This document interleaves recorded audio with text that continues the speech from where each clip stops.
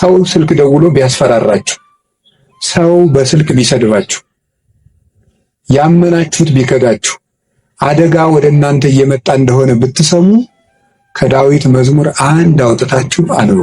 አሁን የምነግራችሁን ነገር አድርጉት፣ እረፍት ታገኛላችሁ። በተጨነቃችሁ ጊዜ ሞባይላችሁን ከፍታችሁ የሆነ ነገር ወደ ማዳመጥ አትይሉ። መዝሙረ ዳዊት አጽናንቶኝ ነው እንጂ የምናገረው ያነበብኩትን አይደለም የምናገረው። የሆነውን ነው የምነግራችሁ፣ ይጠቅማችኋል። መዝሙረ ዳዊት አድርጉ። ሰው ላይ አትጠጉ፣ በሰውም አትሸበሩ። እግዚአብሔር ክንድ ላይ እረፉ። ያን ደግሞ የሚሆነው መዝሙረ ዳዊት ስታነቡ ነው። ዘምሩ። የዳዊት ሲጨንቃችሁም መዝሙረ ዳዊት አነቡ፣ ደስ ሲላችሁም አነቡ። መኪና ውስጥ ናችሁ 3 መዝሙር ዘምሩ። መስሪያ ቤት ገብታችሁ ወረፋ እስኪደርሳችሁ አንድ መዝሙርም ዘምሩ፣ የዳዊትን መዝሙር። ይገርማችኋል፣ መንገዳችሁ ሁሉ ብርሃን ይሆናል። ለዚህ ነው የዳዊት መዝሙር በተዘመረበት አጋንንት የሚደነግጡት፣ ልብ ሰላም የሚያገኝ። አፈቅረከ እግዚኦ በኃይሌ፣ ጉልበቴ ሆይ እወድሃለሁ በሚል ርዕስ ነው የምንማማረው። የቅዱስ ዳዊት መዝሙር 17 ቁጥር 1 ላይ የምናገኘው ኃይለ ቃል ነው። እስኪ ሁላችሁም አቤቱ ጉልበቴ ሆይ እወድሃለሁ በሉ። ደግማችሁ በሉ። አቤቱ ጉልበቴ ሆይ እወድሃለሁ በሉ። ሶስተኛ፣ አቤቱ ጉልበቴ ሆይ እወድሃለሁ። እሺ፣ መዝሙር 17 ቁጥር 1 ላይ ቅዱስ ዳዊት የተናገረው ኃይለ ቃል ነው። ሁላችሁም እንደምታውቁት ቅዱስ ዳዊት የእግዚአብሔር ፍጹም ወዳጅ ነው። በንባው የሚታወቅ አባት ነው። ይገርማችኋል፣ በቅድስና ሰው በሚያየው የቅድስና ውበት ዳዊትን የሚበልጡ ብዙ ሰዎች አሉ። በልብ ውበት ግን ቅዱስ ዳዊትን የሚያህል ሰው የለም። ልቡ ውብ ነበረ። ብዙ ኃጢአቶችን ውጣ ወረዶችን አሳልፏል። ነፍስም ገሏል። የሰው ሚስትም ቀምተዋል። ብዙ ኃጢአቶችን ሰርቷል። ልቡ ግን እግዚአብሔርን የሚፈልግ በእግዚአብሔር ፍቅር የተነደፈ እግዚአብሔር የሚጠማውና የሚርበው ሰው ነበር። ጌታችን ኢየሱስ ክርስቶስ በማቴዎስ ወንጌል ምዕራፍ 5 ላይ ሲናገር ብፁዓን እለ ይርህቡ በእንተ ጽድቅ፣ ስለ ጽድቅ የሚራቡና የሚጠሙ ሰዎች ንዑዳን ክቡራን ናቸው ብሎ ተናግሯል። ስለ ጽድቅ የሚራቡ ንዑዳን ክቡራን ናቸው። ይህንን ብዙ ትርጉም ያለው ሲሆን ጽድቅ የሚርባቸው ሰዎች ንዑዳን ክቡራን ናቸው ብለው ይተረጉሙታል አባቶቻችን። ብዙ ትርጉም አለው ስለ ጽድቅ የሚራቡ የሚለው።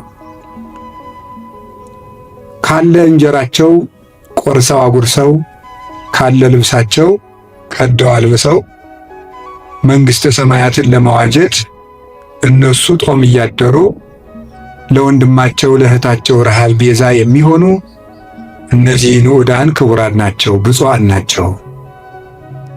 ሰውነታቸውን ለመግታት ቀንሰው ከፍለው በመመገብ እየጾሙ የሚራቡ ንዑዳን ክቡራን ናቸው።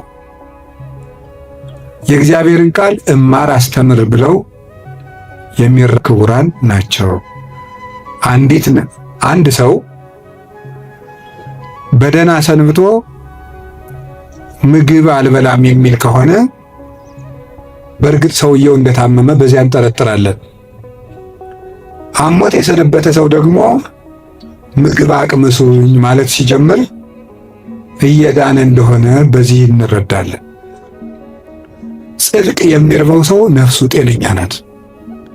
እግዚአብሔር የሚርበው፣ ቃለ እግዚአብሔር የሚርበው፣ ማስቀደስ የሚርበው፣ ኪዳን ማድረስ የሚርበው፣ መጸለይ ግዴታ ሆኖበት ሳይሆን ጠምቶት የሚጸልይ እግዚአብሔርን ፊቱን የማየት ረሃብ ያለበት ያለች ነፍስ ካላቸው ቅዱሳን ውስጥ የመጀመሪያውን ቦታ የሚወስደው ቅዱስ ዳዊት እግዚአብሔር የሚርበው ሰው ነበር። እንዲህ ብሎ እንደተናገረ ሐሰስኩ ገጸከ እግዚኦ እትሚት ገጸከ እምኔ፣ አቤቱ ፊትህን እሻለሁ፣ አቤቱ ፊትህን ከኔ አትመልስ፣ አቤቱ ፊትህን እንኳን በኃጢአት ተቆጥተህ አትራቀኝ፣ ፈጣሪ ቸል አትበለኝ እያለ የእግዚአብሔር ፊት ይርበው ነበር። ወከመ አፈቅር ኃየል ሀበ አንቂተ ማያት ከማሁ ታፈቅር ነፍሴ ሀበ እግዚአብሔር አምላኬ፣ ዋልያ ወደ ውሃ እንደሚናፍቅ ሰውነቴ እግዚአብሔርን ተጠማች። ሲሳዬ ኮነኒ አንብዕየ፣ የፈጣሪን ፊት ያለው ብዬ የማለቅሰው እንባዬም ምግብ ሆነኝ። ወተሐውከት እማት ዓይኔ ይላል በሌላው፣ ዓይኖች ያንተን ፍርድ ከመፍራትና ፍቅርህን ከመፈለግ የተነሳ እንደ ተቆጡት ልጅ ብክን ብክን አሉ። ወአራስኩ ምስካቤ ወበእንባዬ አራስኩ ምስካቤ፣ በእንባዬም አልጋዬን ምንጣፌን አረሰዋለሁ እያለ ይናገራል። አምላኬ አምላኬ እገይስ ኀቤከ፣ ፈጣሪ ሁልጊዜ በእግረ ልቡና ወደ አንተ ገሰግሳለሁ። ጸማት ነፍሴ ለከ፣ ሰውነቴ አንተን ተጠማች። ማይዜ እበጽሕ ወእሬይ ገጾ ለአምላኬ፣ ደርሼ የፈጣሪን ፊት የማየው መቼ ነው ይላል። እስከ ማይዜኑ እግዚኦ ትረሳኒ ለግሙራ፣ አቤቱ ፈጣሪ እስከ መቼ ትዘነጋኛለህ? ደክማ አይንቴ እንዘ ይብላ ማይዜ ትመጽእ ኀቤ፣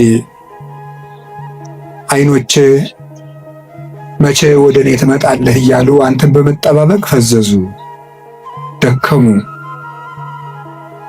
ማይዜ ትመጽእ ኀቤ፣ ወደ እኔ የምትመጣ መቼ ነው?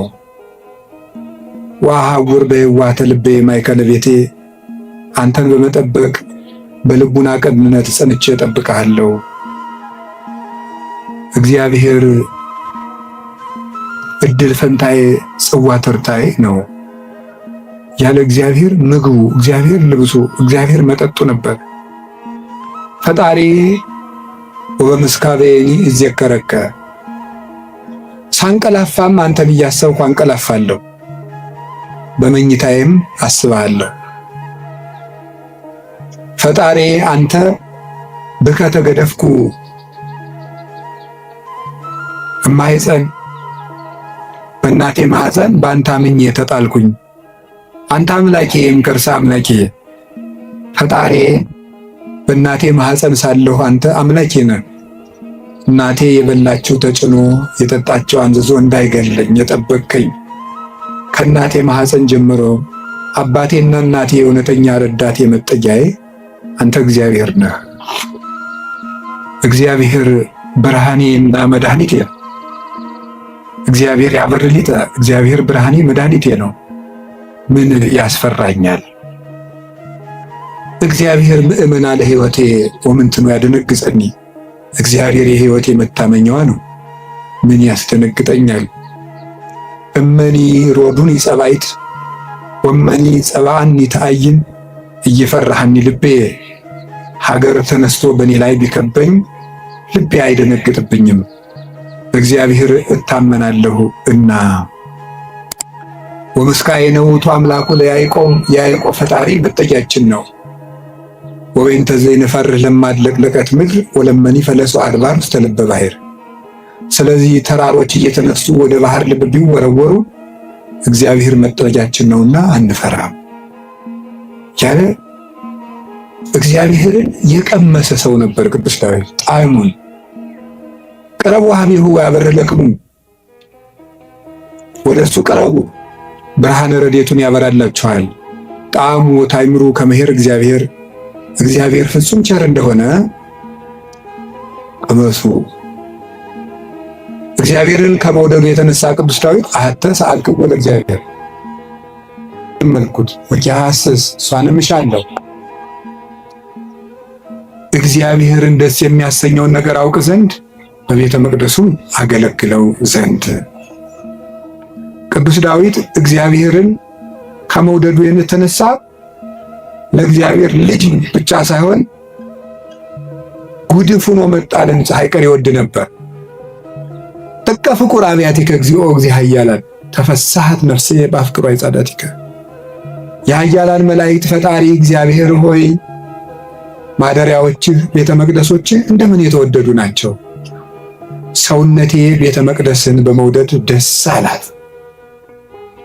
አብደርኩ እትገደፍ ውስተ ቤተ እግዚአብሔር ምንበር ውስተ ቤተ ኃጥአን።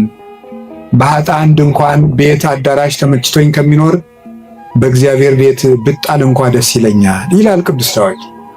እግዚአብሔርን አመስግኖ የማያልቅበት በተስፋ ባሕቲትከ አኅደርከኒ፣ በአንተ አለኝታ አንተ ብቻ ባለኝታ አሳደርከኝ። በአንተ አምኜ እሰክም ወነውም፣ ዓይኖቼንም በአንተ አምኜ ከድናቸዋለሁ። ስነሳም አንተን አምኜ እነሳለሁ እያለ ልቡን በእግዚአብሔር የጣለ እግዚአብሔርን የሚወድ ሰው፣ የእግዚአብሔር ልብ የፈሰሰለት ሰው ነበረ። እንደ አባት ሲቆጣው ብክን ብሎ የሚደነግጥ በፍቅሩ የተነደፈ ርኅሩህ ጠላቶችን ስለ እግዚአብሔር ብሎ የሚወድ የጌታችን የኢየሱስ ክርስቶስ ወንጌል ምልክት የነበረ አባት ነው ቅዱስ ዳዊት። ለዚህ ነው የዳዊት መዝሙር በተዘመረበት አጋንንት የሚደነግጡት፣ ልብ ሰላም የሚያገኘው። ስለዚህ የተወደዳችሁ ምዕመናን በቃችሁ ጊዜ መዝሙረ ዳዊትን በጣም ውደዱት።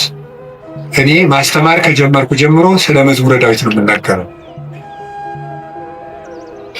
ልክ እናንተ እንደምትጨነቁት እኛም እኮ ይጨንቀናል። እኛም የምንጨነቅበት ጊዜ አለ። እናንተ ኃጢአት እንደምትሰሩ እኛም እንሰራለን። በተጨነቅን ጊዜ ግን የምናርፈው ከዳዊት መዝሙር አንዱን በመዘመር ነው። እንዲያውም እናንተ ጥሮች ናችሁ፣ እድለኞች ናችሁ። እናንተ ቢጨንቃችሁ ወደ አንድ ቄስ ሄዳችሁ ትናዘዛላችሁ። ቄስ ሲጨንቀው ግን ወደ ማን ይሄዳል? ጳጳሱ ቢጨንቃቸው ከፓትርያርኩ ይሄዳሉ። ፓትርያርኩ ቢጨንቃቸው የት ይሄዳሉ? በወንበር መቀመጥ ዕዳ ነው። አባት መሆን ሌላውን አጽናንቶ ራስ መጽናኛ ደግሞ ይቸግራል።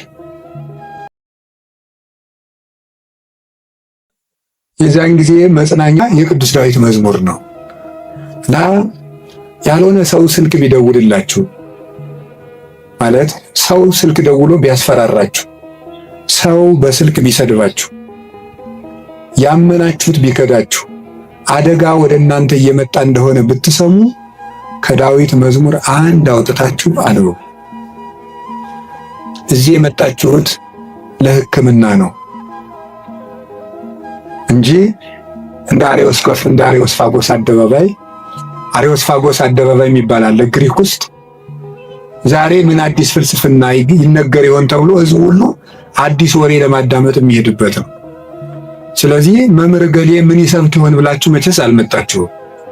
ከብዙ ስራችሁ ከጠበበ ሰዓታችሁ ምናልባትም አንዳንዶቻችሁ ለመኖር ከተቸገራችሁበት ሳንቲማችሁ በታክሲ አውጥታችሁ ነው የምትመጡት። ይህንን እረዳለሁ። እኔ አንዳንድ ጊዜ የገጠር ሰው ያሳዝነኛል፣ አንዳንድ ጊዜ የከተማ ሰው ያሳዝነኛል። የገጠር ሰው የሚያሳዝነኝ በሚያሳዝንበት ነው፣ ለእነሱ ነግራቸዋለሁ። የከተማ ሰው አንዳንድ ጊዜ የሚያሳዝነኝ ደግሞ በተለይ ታክሲ የሚሰለፍ ሰው ያሳዝነኛል። እውነቴን አይደል ነግራችሁ፣ አልዋሽ። ሰው ሲሰራ ውሎ በቤቱ ለመግባት ደግሞ ሰዓት ታክሲ ተሰልፎ ብር ይዞ መለካ ደግሞ መሄድ ያቅታል። ወረፋው ደግሞ 1 ሰዓት 2 ሰዓት ደግሞ ይፈጃል። እንደገና ሄዶ ምን ብሎ ታክሲውም ተወዷል አሉ። ከዛችሁ ግን በታምር ነው ሰው የሚኖረው፣ በታምር ነው። ካልሰረቃችሁ በቀር በታምር ነው እየኖራችሁ ያላችሁ፣ አንዳንዱን ማለት ነው። እና በዚህ ሁሉ ነገር መሃል የመጣችሁት ለሕክምና ነው። ሊታከም የሄደ ሰው የታዘዘለትን መድኃኒት ሲወጥ ነው ድህነት የሚያገኝ። አሁን የምነግራችሁን ነገር አድርጉት፣ እረፍት ታገኛላችሁ። በተጨነቃችሁ ጊዜ ሞባይላችሁን ከፍታችሁ የሆነ ነገር ወደ ማዳመጥ አትይሉ። መዝሙረ ዳዊት መኪና ያላችሁ ሰዎች ካላችሁ መኪናችሁ ውስጥ እቤት እንዳለው ሁሉ መኪናችሁ ውስጥ ራሱ አንዱን ችሎ የማይወርድ አንድ መዝሙረ ዳዊት ቢኖራችሁ ጥሩ ነው። የሆነ ወረፋ እንኳን እስከምትጠብቁ የነዳጅ ወረፋም ሊሆን ይችላል አላውቅም። መኪና ውስጥ ናችሁ 3 መዝሙር ዘምሩ። መስሪያ ቤት ገብታችሁ ወረፋ እስኪደርሳችሁ አንድ መዝሙርም ዘምሩ፣ የዳዊትን መዝሙር። ይገርማችኋል፣ መንገዳችሁ ሁሉ ብርሃን ይሆናል። እውነቴን ነው የምነግራችሁ። መቼም ስብከት ድራማ አይደለም። በቅድስና ሕይወታችን አባቶቻችን አንመስልም። በእውነት እኔ በግሌ ብዙ የጎደፉ ኃጢአቶች ይኖሩብኛል። ግን በጸሎት በኩል ያልሞከርኩትን አልሰብክም። ስለዚህ መዝሙረ ዳዊት አጽናንቶኝ ነው እንጂ የምናገረው ያነበብኩትን አይደለም የምናገረው። የሆነውን ነው የምነግራችሁ። ይጠቅማችኋል። መዝሙረ ዳዊት አድርጉ። ሰው ላይ አትጠጉ፣ በሰውም አትሸበሩ። እግዚአብሔር ክንድ ላይ እረፉ። ያን ደግሞ የሚሆነው መዝሙረ ዳዊት ስታነቡ ነው። ዘምሩ። የዳዊት ሲጨንቃችሁም መዝሙረ ዳዊት አነቡ፣ ደስ ሲላችሁም አነቡ። እግዚአብሔር ደስ ሲለን እሱን ማስታወሳችንን ይፈትነናል። ሲከፋን አኩርፈን አለመውጣታችንን ይፈትነናል። ስለዚህ ሲከፋን ምን ዘምር? እሱ ግር እንገኝ። ምንድነው? ሴት በሚያስጨንቅ ስቃይ ትወልዳለች፣ ወልዳ ስትጨርስ ከባሏ እግር ትገኛለች ይላል ኦሪት ዘፍጥረት ያለው አይደለም? በምጥ ወልደሽ በስቃይ ወልደሽ ፈቃድሽ ወደ ባልሽ ይሆን ያለ። በስቃይ ትወልዳለች፣ ወልዳ ስትጨርቅ ከባሏ ጋር ትውላለች። ይሄ ማለት አንዲት ነፍስ በመከራ ተጨንቃም ከሙሽራዋ ክርስቶስ እግር ነው መገኘት ያለባት። ትርጉሙ ይሄ ነው፣ መንፈሳዊ ትርጉሙ። የቅዱስ ዳዊት መዝሙር ደግሜ ነው የምነግራችሁ። አሁን ምናልባት እዚህ ቤተክርስቲያን ውስጥ ተመልሼ ብመጣና ባስተምር ሌላ ቀንም ስለ መዝሙረ ዳዊት ልናገር ይችላል። ቅዱስ ዮሐንስ አፈወርቅም ይላል ስብከት እንዳሻሽል ከፈለጋችሁ እናንተ ያለባችሁን ችግር አሻሽሉ ብሏል። እናንተ በተመሳሳይ ሁኔታ እየኖራችሁ ተመሳሳይ ርዕስ አትስበከን አትበሉኝ።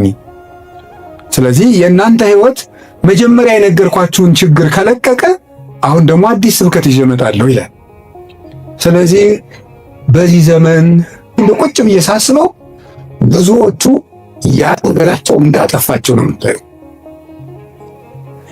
ጉድጓድ ውስጥ ከተማ እግዚአብሔር ጋር እንጂ ሰው ነው እንጂ ሰው ብሎ መጥራት ዝም ብሎ አይደለም። በፍቅር ጥሩት፣ ጉልበቴ ይሆናል። ስለዚህ ጉልበቴ ሆይ እወድሃለሁ ያለው ከዚህ የተነሳ የእግዚአብሔርን ስም በጠራሁት ጊዜ ከጠላቶች እድናለሁ። ፈሪ አትሁኑ፣ ጠንቋይ አትሁኑ። ውሸታም ነው ጠንቋይ፣ አትፍሪ። ምናልባት እደግምባችኋለሁ ምናምን ምንም አትፍሪ። አሁን ይሄ ድሮማ ምን ያደርግ ይሄ ጠንቋይ ሁሉ ጨው በቂጥ ሆኖ በገጠር በነገራችሁ ላይ ጨው በርበሬ ነው እና በጣም ይገርማል። እና በጨው እንጀራ በላው ካልክ ሳልት አይደለም እንትን ነው በርበሬ እና በጨውና በቅቤ ተቀምጦ ቂጣ ያንን ያዞሩና አጋንንቱ ምናምን ብለው ደጋሞች ብለው መንገድ ላይ በቃ እያማተበ መብላት ቄስተሙ ለምን የሰይጣን እንጀራ የለውም። ማን አባቱ ነው ለሰይጣን እንጀራ የሰጠው? ይቅርፋታም ድሃ ምንም የለም ማምላክ። ሰይጣን ደግሞ የት አባቱ ነው እንጀራ ያለው? ደግሞ መቼ ቆፈረውን መቼ የፈጠረውን እንጀራን ለሰይጣን አትስጡ። ምንም ለምንም አትስጡ። አትደንግጡ። በእስራኤል ላይ ጥንቆላ በያዕቆብ ላይ ሟርት አይሰጥ አይደለም። የእግዚአብሔር መጽሐፍ ይዘው የእግዚአብሔር ስም የጸና ግንብ። እኔ ሁልጊዜ እናገራለሁ፣ የካህናት ስልጠና ስሰጥ እናገራለሁ። ምናልባት ድግምት የሚችል ሰው ካለ ጀግና ለዋለሁ ይድገምብኝ ብዬ አውቃለሁ። አሁንም ይቻላል። እንደ ወንድ የሆነ ጀግና በዓለም አለ የተባለ ጠንቋይ ይድገምብኝ ብዬ አውቃለሁ። ይኸው አሁን የምትሰሙ ካላችሁ ድገሙብኝ። እኔ በጌታችን በመድኃኒታችን በኢየሱስ ክርስቶስ ስም ፍጹም አምናለሁ። ምግባሬ ከሰው ድሃ ሊሆን ይችላል። በክርስቶስ ስም ግን ቀልድ የለም። ስሙን በስመ አብ ወወልድ ወመንፈስ ቅዱስ በጠራሁት ጊዜ ውዬ ባድር አንዳች እንደማይዞረኝ ያምናል። ምትል ሙላችሁ አሁን እኔ ሰው በጫማ ይደገምበታል በምናምን ይችላል። እኔ ጫማዬን ትቼው ነው የምመጣው፣ ውጭ ትቼው ነው የምገባው። መድገም ይቻላል። አራቴ ምንም አልሆንም። እናቱ ድንግል ማርያም ለእኔ መጠጊያዬ ናት። በእናትነቱ አባ ጊዮርጊስ የተናገረው ሁልጊዜ የምወደው ቃል አለ። ለመኮነ ሰማይ መድኤ ወምድርኒ ማይረጸ እመተጣበቁ ለሐሪጾቴ ምንተ እንከ ይረስዩኒ ለማ አንቲ ምስሌ። ሰማይ መጅ ምድር ወፍጮ ሆኖ አጣብቀው ቢፈጭኝ አንቺ ከኔ ጋር ከሆንሽ ምን ሆነ? ኦግዝቴ ቅድስት ድንግል ማርያም ዘበዕብራይስጢ ማርያም፣ በዕብራይስጢ ማርያም የምትባይ እመቤቴ ቅድስት ድንግል ማርያም ሆይ ለመወልድኪ አፍቀረኒ መኑ ይጸልአኒ። ልጅሽ ከወደደኝ ማን ይጠላኛል? ፀሐይ ይሴብሐኒ ወወር ይባርከኒ ወከዋክብት ይጨር። የደህንነት ቀንድ በሬ በቀንዱ እንደሚጠበቀው እኔ በእግዚአብሔር ተጠብቄ እኖራለሁ ይላል ቅዱስ ዳዊት። እግዚአብሔር ሁላችንንም ይጠብቀን ከሌሊት ከሚሰብር በቀን ከሚወርጅ ያድነን መድኃኒዓለም። ሁላችን በሰላም ወጥተን እንድንገባ ይፍቀድልን። ስለዚህ ጉልበቴ ሆይ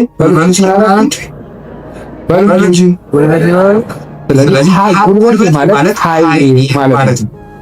አሁን ትንሽ ነገር ኃይሉ በዚህ ዓለም ላይ ኃይል የሚባሉ ብዙ ነገሮች አሉ።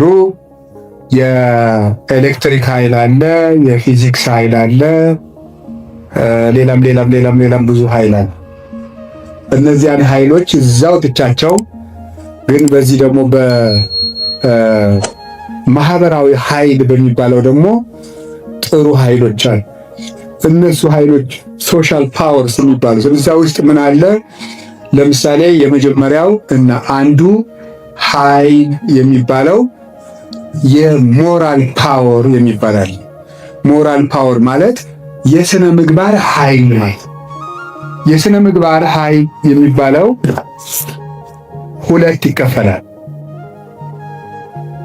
የግብፅ ገዳማትን በሙሉ መዓዛው በሙሉ ያወዳል። ቅዱስ ዳዊት የንስሐ ሰው ነው። ሰሎሞን የንስሐ ሰው ነው። ንስሐ የገቡ ሰዎች ኃይል አላቸው። እግዚአብሔር እንዲያውም እንደንተ ንስሐን የሚወደው የለም። በሉቃስ ወንጌል ምዕራፍ 15 እንደተጻፈ ካልበደሉ ጻድቃን ከ99 ነገደ መላእክት ይልቅ ንስሐ በሚገባ አንድ ኃጢአተኛ በሰማይ መላእክት ደስታ ይደረጋል ተብሎ እንደተጻፈ፣ ስለዚህ ንስሐ ኃይል አለው። ኃይል አለ።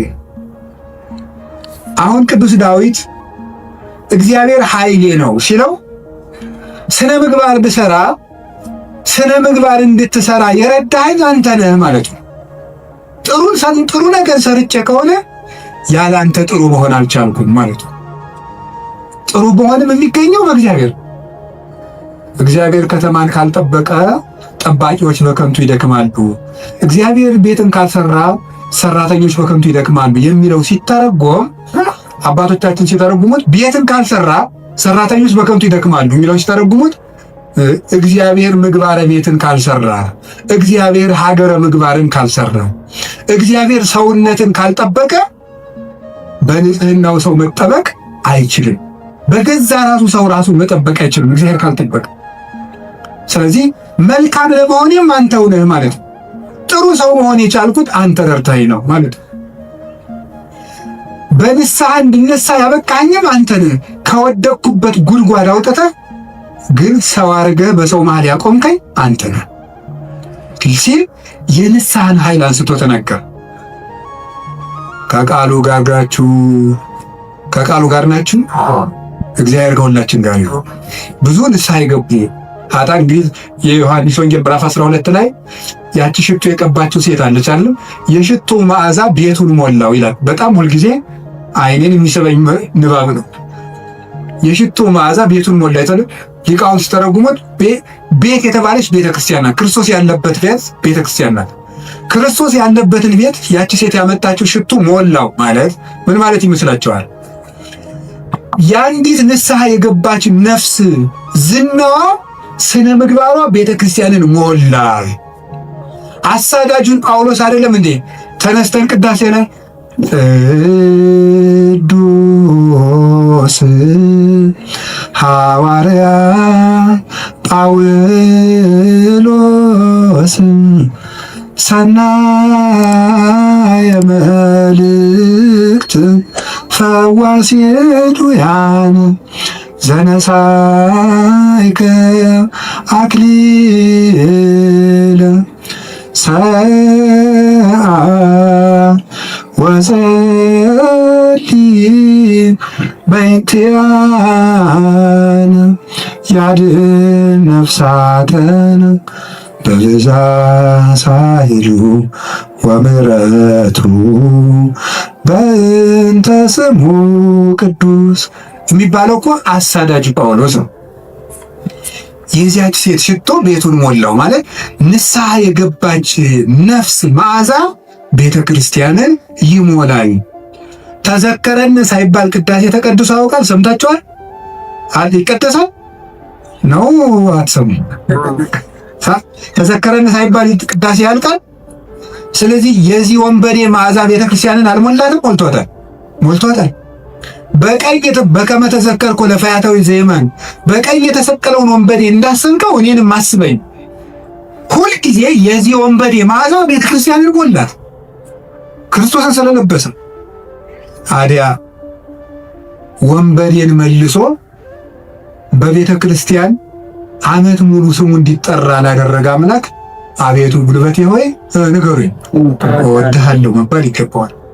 የኃጢአትን ሸክም ፈንቅዬ ወጥቼ በፊትህ እንድቆም ያደረግከኝ አምላኬ ሆይ ጉልበቴ ሆይ እወድሃለሁ። የእግዚአብሔር ቤተሰቦች ያለ እግዚአብሔር ጉልበት ካለንበት ኃጢአትን ማውጣት አንችልም። አንዳንድ ጊዜ ሰይጣን ምን ሊለን ይችላል? አይ እንዲህ ሆኜ ረክሼ ቤተክርስቲያን አልሄድም፣ እንዲህ ሆኜ ረክሼ የጸሎት መጽሐፌን አልነካው፣ እንዲህ ባረኩበት እጄ እንዲህ በልቆ እንደው ይገርማቸዋል እኮ። ጸሎተኛ ለመሆን ምን ያስፈልጋል ቢሏቸው አንድ አባት መጸለይ አሏቸው። ጸሎተኛ ለመሆን መፍትሄው ምንድን ነው? ንገሩኝ እንጂ መጸለይ ነው። ወደ እግዚአብሔር ቤት ለመምጣት መፍትሄው ምንድን ነው? ወደ እግዚአብሔር ቤት መምጣት ብሎ እንጂ ንገሩኝ እንጂ ወደ እግዚአብሔር ቤት ለመምጣት መፍትሄው ምንድን ነው? ጥሩ ሰው ለመሆን መፍትሄው ምንድን ነው? ከነ ክፋታችን መምጣት። ምክንያቱሳ የዮሐንስ ወንጌል ምዕራፍ 7 ላይ ጌታ ምን ብሎ ነግሮናል? እኔ ውሃ ነኝ። እስኪ ውሃ በሉ። የተጠማ ቢኖር ወደ እኔ ይምጣ ሲል እኔ ምንድን ነኝ ማለቱ ነው። ስለዚህ ወደ ወንዝ የሚሄድ ንጹህ ሰው ነው ያደፈ ሰው ነው? ንገሩኝ። ያደፈ ሰው እንዲያው ካደፍን ነው ቤተክርስቲያን መምጣት ያለው። ልንነጻ ነው የምንመጣው። ውሃ የሚቀዳ የተጠማ ሰው ነው? የጠጥቶ የጨረሰ ሰው ነው? የተጠማ ሰው። እንግዲያውስ ክርስቶስ ለእኛ ለተጠማ ነው ያስፈልጋል። ለደረቀ ዛፍ ውሃ እንደምናጠጣው እንዳይደርቅ እንደምናጠጣው ደረቅ ለሆነችው በረሃ ለሆነችው ነፍሳችን የሕይወት ውሃ ክርስቶስ ያስፈልጋል። ፍሬ ቢስ ለሆነው ቅጠል ብቻ ለሆነው ሰውነታችን የሕይወት ውሃ ክርስቶስ ያስፈልጋል። መምጣት የሚያስፈልገን ለእኛ ነው። ጉልበቴ ሆይ እወድሃለሁ የምንለው በእግዚአብሔር ጉልበት እንጂ ሰው በጥረቱ ብቻ ከኃጢአት ሊወጣ አይችልም። ምዕመናን እንደዛ ነው የምነግራችሁ። ክርስቶስ ካልጠራን በቀር እውርነታችን አይለቀንም። ማርያም መግደላዊት እኮ ጥርጥሩ እንደያዛት እንዲሁ አትክልተኞች ወስደውት ይሆን እዚህ ያለች፣ በኋላዋ ማርያም ብሎ ድምፁን ሲያሰማት ነው ፊቷ የበራለት። መድኃኒዓለም ሲጠራን ልባችን የሚበራው እንዲጠራን ደግሞ ጊዜ መምጣት አለብን። እሱ ጉልበት ሲወጣን ነው የሚወጣው። ቅዱስ ጴጥሮስ ወደ ውሃው ሲሰጥም አቤቱ እንዳልሰጥም አድነኝ አለው። ጌታ እጁን ሲልክለት ምዝዝ ብሎ ወጣ። ካለንበት ጉድጓድ የምንወጣው እግዚአብሔር ጉልበት ሲሆን፣ ጉልበቴ እወድሃለሁ የምንለው ከዚህ የተነሳ ነው። የእውቀት ኃይል የሚባላል። እስቲ የእውቀት ኃይል በሉ ንገሩኝ እንጂ። ስለዚህ ቅድስና ለሰሩት ለእነ አቡነ ገብረ መንፈስ ቅዱስ ጉልበታቸው ማን ነው? ንገሩኝ እንጂ። አቤት አቡነ ገብረ መንፈስ ቅዱስ 562 ዓመት ምግብ ሳይበሉ ኖረዋል። ውሃ ሳይጠጡ ኖረዋል። እግዚአብሔር አስችሏቸው ምንም ሳይበድሉ እንደ መልአክ ንጹሕ አይምሮ ነበራቸው እሳቸው። ስለዚህ ምን ብለው ይዘምራሉ? አቤቱ ጉልበቴ ሆይ። ደግሞ እኔና እናንተን የመሰሉ ኃጣንም ደግሞ አሉ። ማርያም ግብፃዊት አለች። ኢየሩሳሌም ስትሄድ በግብፅ አመንዝራ ኢየሩሳሌም ስትሄድ ደግሞ የምታመነዝርባቸው ወንዶች ልታገኝ ነው ሄደች። ሰዎች ኢየሩሳሌም ይሳለሙ ሲሄዱ መርከቡ ውስጥ መሳፈሪያ ሳንቲም አልያዝኩም፣ ክፈይ፣ አልከፍልም፣ እኔ ከፍላለሁ፣ እንደ ከፈለክ እኔ ጋር ተኛ እያለች ሰውነቷን ለመርከብ ዋጋ የምትሸጥ ሰው ነበር። እሷ ሰው ሁሉ ወደ መቅደሱ ሲገባ ደጅ ላይ ያለ ስዕል ግን እሷ ሊገፋት ጀመር በኃይል። ቆማ ስታለቅስ የእመቤታችን ስዕል አየቻት። ወደ መሐሪው ልጅሽ ንገሪልኝ አለች። ከዚያ በኋላ እንድትገባ ተፈቀደላት። ወደ ዮርዳኖስ ማዶ ሂጂ፣ በዚያም ለነፍስሽ ረፍት ታገኛለሽ። ሄደች። ቤተ መቅደስ ውስጥ ቤተክርስቲያን ለመግባት ቅጥሩን ለመግባት ጉልበት ያልነበራት ግብፃዊቷ ዘማዊቷ ማርያም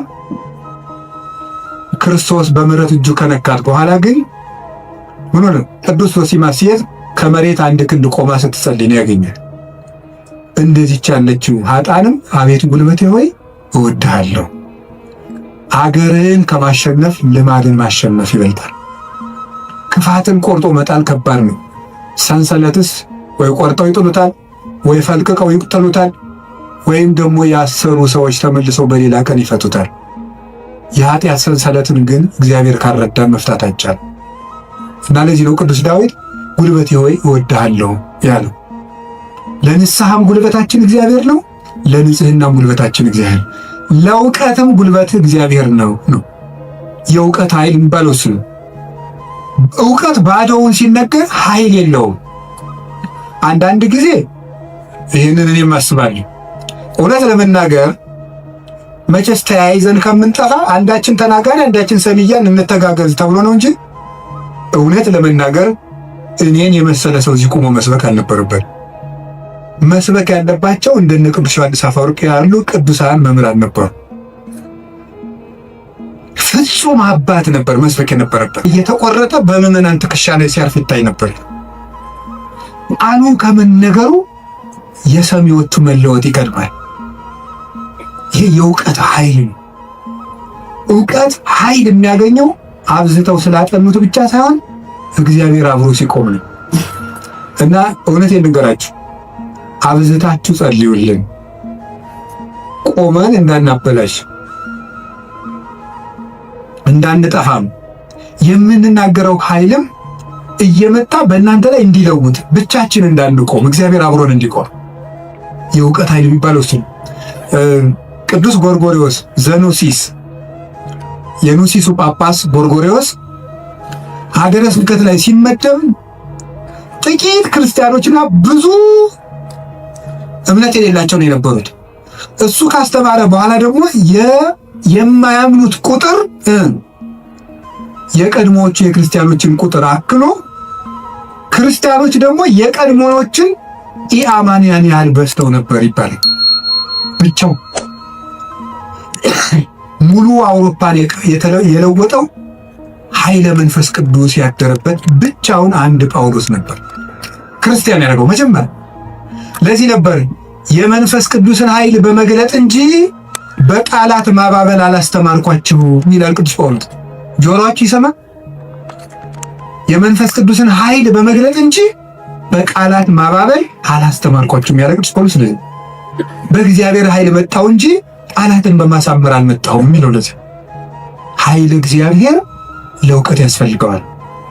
ብቻቸውን ሀገር የሆኑ ሰዎች አሉ ከእውቀታቸው ላይ እግዚአብሔር ቆሞበት። ቅዱስ ዮሐንስ አፈወርቅ ብቻውን ቁስጥንጥንያ ውስጥ የሚያበራው ምሰሶ፣ ቅዱስ ያሬድ ኢትዮጵያዊው ብቻ ብቻውን የቤተ ክርስቲያን ትጥቅ ሆኖ በየማህሌቱ ብቻውን ቆሞ የኖረው ዕውቀቱ ውስጥ ኃይል ነበረ። አንቀጸ ብርሃንን እኮ አክሱም ጽዮን ውስጥ ገብቶ ሲጸልይ ቅዱስ ያሬድ ከመሬት አንድ ክንድ አፈፍ ብሎ ቆሞ ነበር።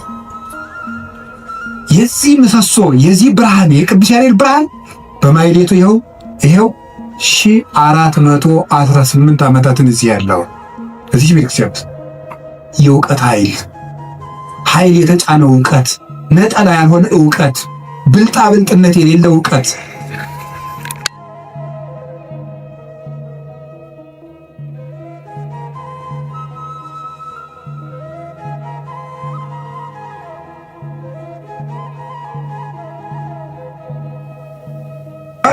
እንደ ቅዱስ ጳውሎስ ያሉት ብቻቸውን ቆመው ሺህ ቤተ ክርስቲያን የሆኑት መምህራን አቤቱ ጉልበቴ ሆይ እወድሃለሁ ቢሉት የተገባ ነው። ሌላው የመከራ ኃይል አለ። እስቲ የመከራ ኃይል በሉ። ስንት ኃይል ነገርኳችሁ? ምንድን አይ ተመስገን እንደሆነ በሉ። እሺ የሥነ ምግባር ኃይል በሉ። ሌላስ? የእውቀት ኃይል። ሌላስ? አቤት የመከራ ኃይል። እሺ የሥነ ምግባር ኃይል። ከዚያ በፊት ምን ብያችሁ ነበር? የአርአያነት ኃይል የሚባለው ይሄ ሞራል የሚባለው እሱ በሁለት ተከፍሎ ስነ ምግባርና አርአያነትና ንስሐ ብለን ከፍለናል። ቀጥሎ የእውቀት ኃይል ብዬ ነገርኳችሁ። ሶስተኛ አሁን የምነግራችሁ ደግሞ የምንድን ነው? የመከራ ኃይል ነው። የመከራ ኃይል የሚባለው ጉልበቴ ሆይ እወድሃለሁ ያለው አሁን ቅዱስ ዳዊት አሸንፏል። ዘመኑን በሙሉ ጠላቶችን አሸንፏል። ያሸነፈ ግን በውጊያ ሳይሆን በምንድን ነው? በመከራ ነው ያሸነፈ። ይገርማቸዋል። በመከራ ማሸነፍ ከዚህ ዓለም ሎጂክ የራቀ ነው።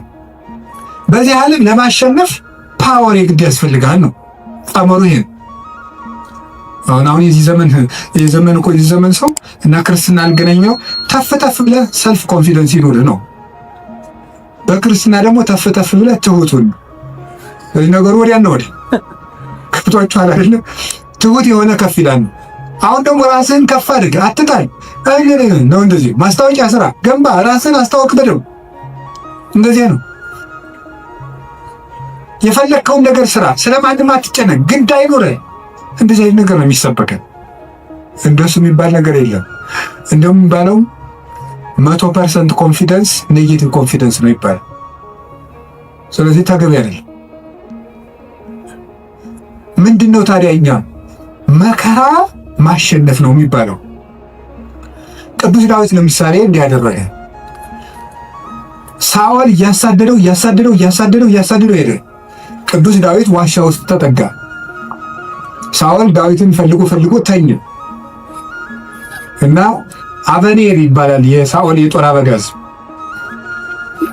ከሳኦል ከጨርቁ ጫፍ ቆረጥ አድርጎ ዳዊት ወስዶ አለፍ ብሎ አበኔር አንተ የውሻ ሬሳ አይመስልክ ጌታህን እንዲያገረም ተጠብቀዋል። ተኝቶ ነበር ያን ማለት ነው።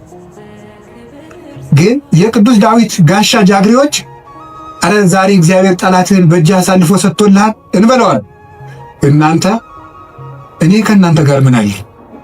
እግዚአብሔር በቀባው ላይ እጄን አላነሳምም። እና አባቶቻችን እንዲያውም ትልቅ መከራ ሊገል የመጣ ጠላትን እጅ ላይ ጥሎ ምሮ መስደድ ነው ይላል። ይሄ እኮ የልብ መከራ ነው። እናንተ አሁን ታደርፉታላችሁ።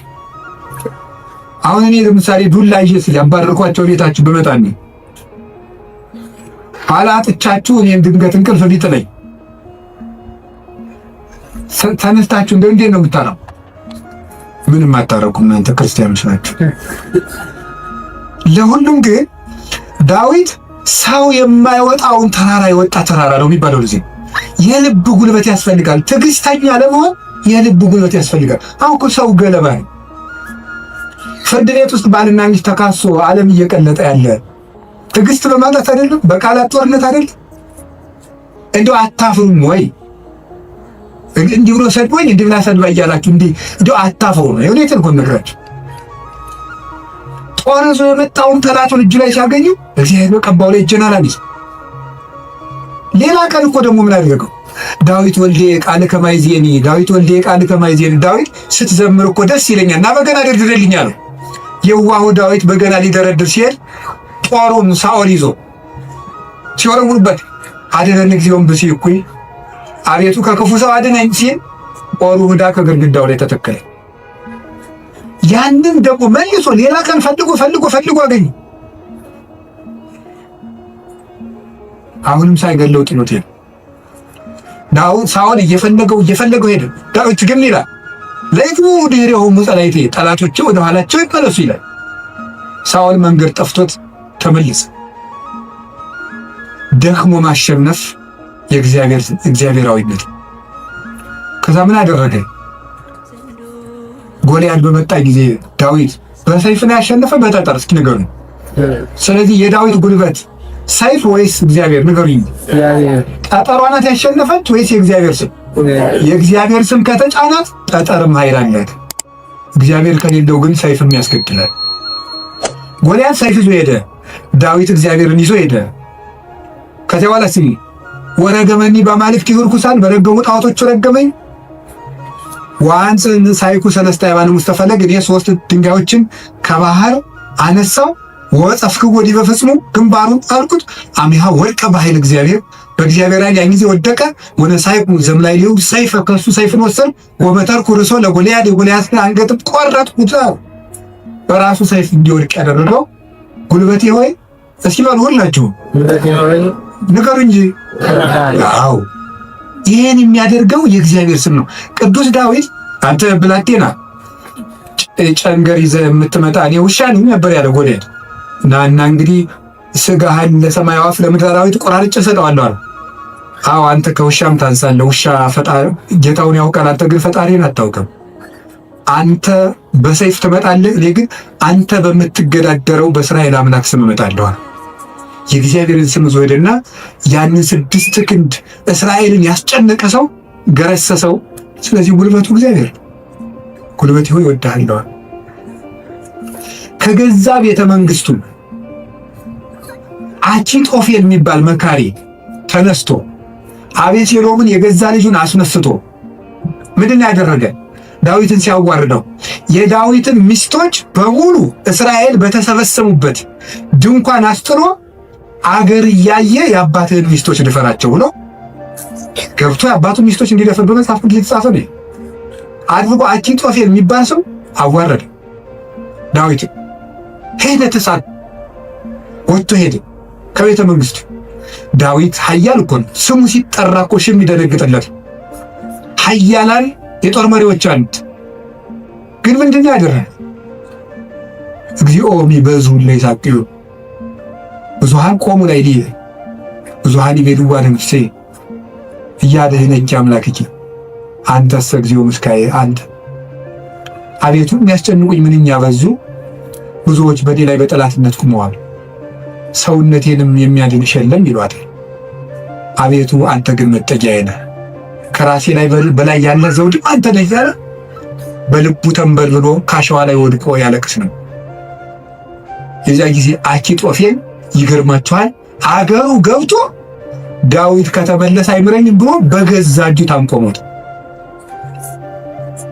ዳዊት አኪጦፌል እንዲህ ብሎ ሲመክር ማዶ ላይ ደግሞ በመጽሐፈ ሳሙኤል እንድትጻፈው ማዶ ሂድ ዮርዳኖስን ሸገር ብሎ በቀትም እግዚኦ እልዋ ለምክረ አኪጦፌል፣ አቤቱ ጌታዬ የአኪጦፌልን ምክር አፍርስበት ይላል። በዳዊት ሞት እየተመከረ ዳዊት ምን ያደርጋል? አቤቱ የአኪጦፌልን ምክር አፍርስበት ይላል። የመከረበትን ሰውዬ ሄዶ እንዳያስረው ተሰዷል። ጉልበት የለውም ዳዊት፣ ሰራዊት አልቆበታል። ስለዚህ ምን አደረገ? አንድ ጉልበት አለ፣ እግዚአብሔር ነው። የአኪጦፌልን ምክር አፍርስበታል። አኪጦፌል ምን አደረገ? መላው አእላፈ እስራኤል ሰብስብ፣ የዳዊትን ሚስቶች በአደባባይ አስነጉራቸው። የዚያን ጊዜ ዳዊት እንደተዋረደ ቀን እንደጣለው የእስራኤል ሰዎች ያውቃሉ። ያን ጊዜ ዳዊትን ተከትለን ሄደን እንግደለዋል፣ የአባትህን አንገትም ቆርጬ አመጣልሃለሁ ብሎ መከረ። እንዲህ ብሎ ሲመክር ዳዊት ምን አለ? አቤቱ የአኪጦፌልን ምክር አፍርስበት ሲል ምን አለ መሰላችሁ?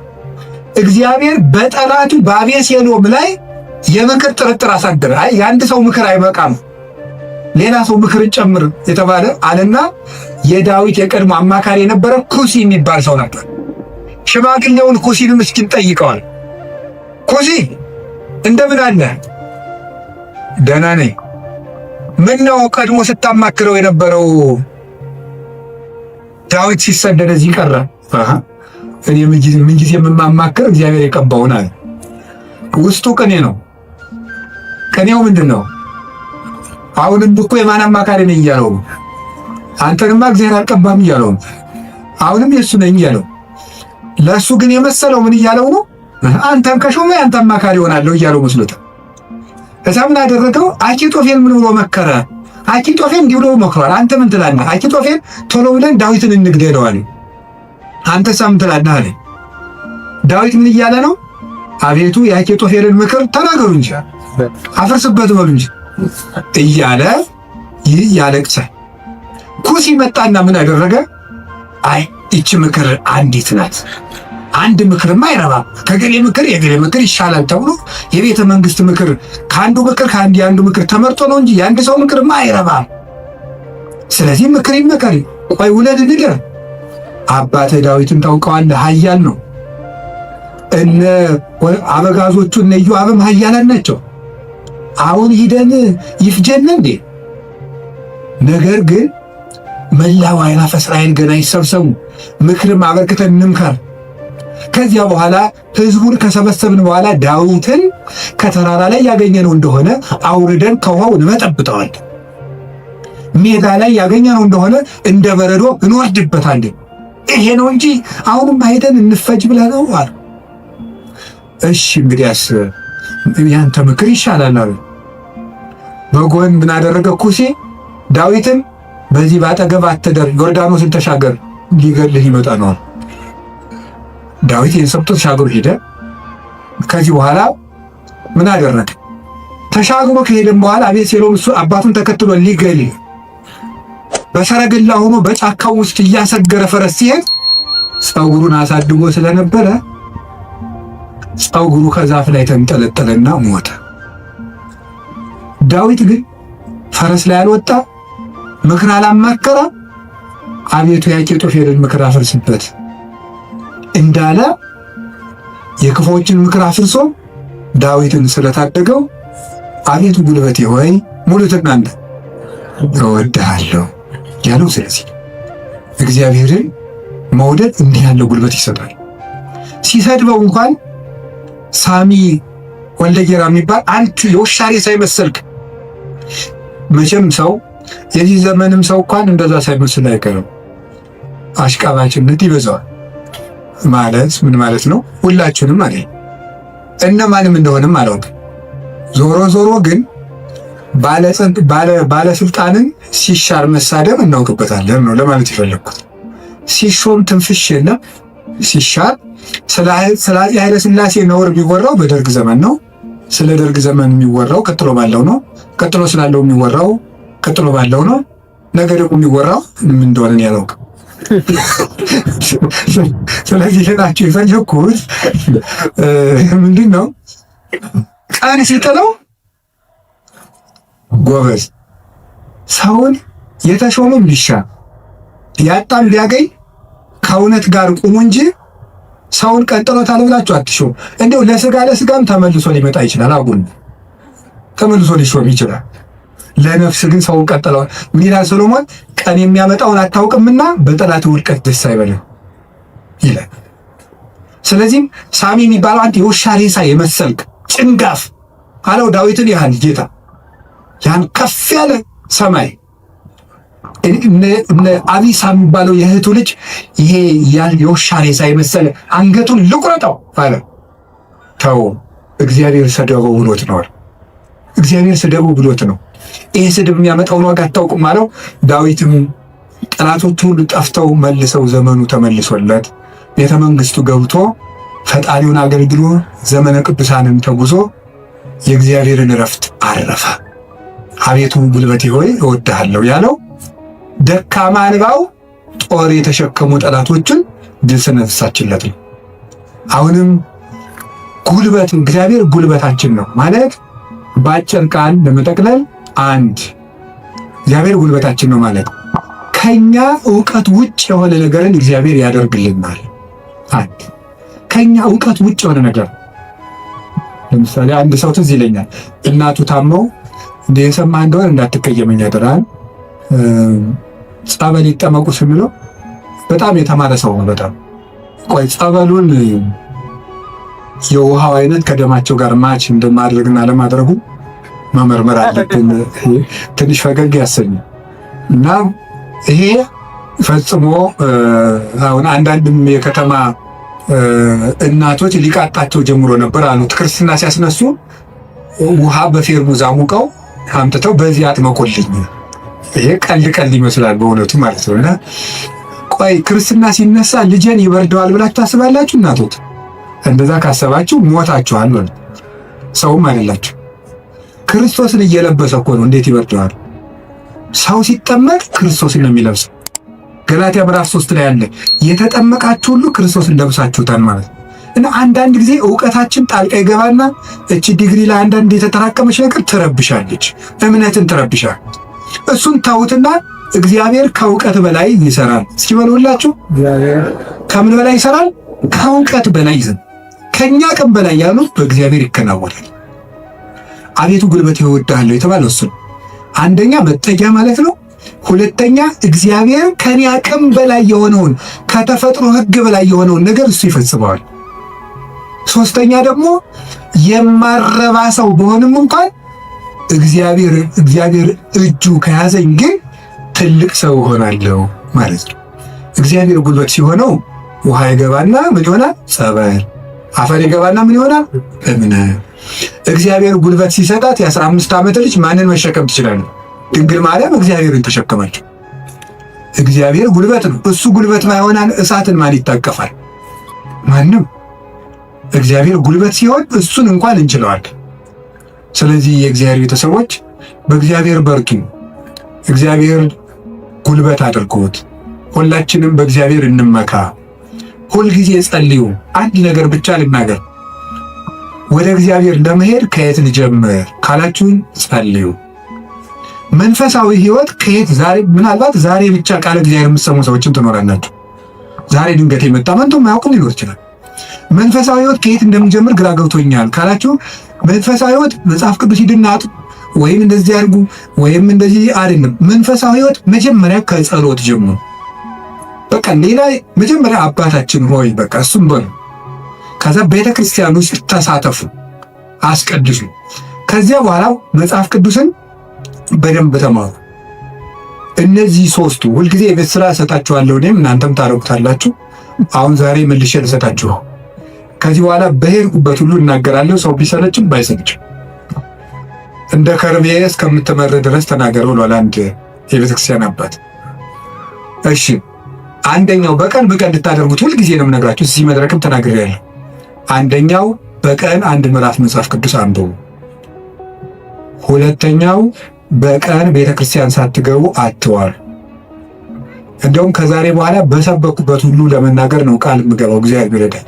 እነዚህን 5 ነገሮች ሰው እስኪያደርጋቸው ድረስ ከቻልኩ እስከምሞት እናገራለሁ። እናንተ በጸሎት ካሰባችሁ እና ካስጨረሰኝ። ስለዚህ የመጀመሪያው አንድ ምዕራፍ መጽሐፍ ቅዱስ በቀን አንብቡ።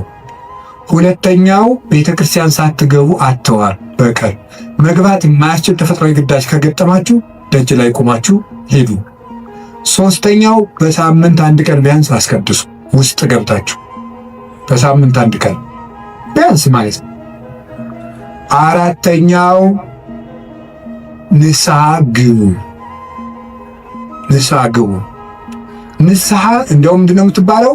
ሌላኛይቱ ከእግዚአብሔር የተሰጠችን ልደት ናት ነበር። አንድ ልደት ከእናት አባት ተወልደናል። ሌላ ልደት ደግሞ በጥምቀት እንደገና እሷ ስትደበዝዝ ደግሞ እግዚአብሔር በንስሐ ልደት ይሰጥ። አዳም ከሔዋን እሱን የመሰለ ልጅ እንደወለደ ይላል አረጋዊ መንፈሳዊ የተባለ ሊቅ። አዳም ሔዋን ከምትባል ሚስቱ እሱን የመሰለ ልጅ እንደወለደ ክርስቶስ ከንስሐ ማኅፀን እሱን የመሰሉ ልጆችን ይወልዳል። ደስ አይላችሁ? አዎ እዚያ ንስሐ ማኅፀን ውስጥ ገብተን እንደገና ክርስቶስን የመምሰል አባታችን እግዚአብሔርን የመምሰል እድል አለን። እሱ የመንፈስ ቅዱስ ጉልበት ስለሆነ ነው አቤቱ ጉልበቴ ሆይ እወድሃለሁ እንድንል የፈለጉት። ንስሐ ግቡ። የመጨረሻው ጸልዩ። ሳትጸልዩ አትብሉ፣ ሳትጸልዩ እቤት አትውጡ። ብትችሉ ስግደት ስገዱ፣ ስገዱ፣ ጥቂት ስገዱ። ትንሽ ከቻላችሁ 41 ካቃታችሁ 21 ካቃታችሁ 7 ካልሆነም 3። ይኸውላችሁ እኛ ለእግዚአብሔር ስንሰግድ ሰይጣን ከኛ ጋር ይወድቃል። ሰው ለእግዚአብሔር ሲንበረከክ የሚያንበረከኩት ከሱ ስር ይንበረከካል። ዳዊት ለእግዚአብሔር ይንበረከካል፣ እግዚአብሔር የዳዊትን ጠላቶች ለዳዊት ያንበረከካል። ቀመሩ ይሄ ነው።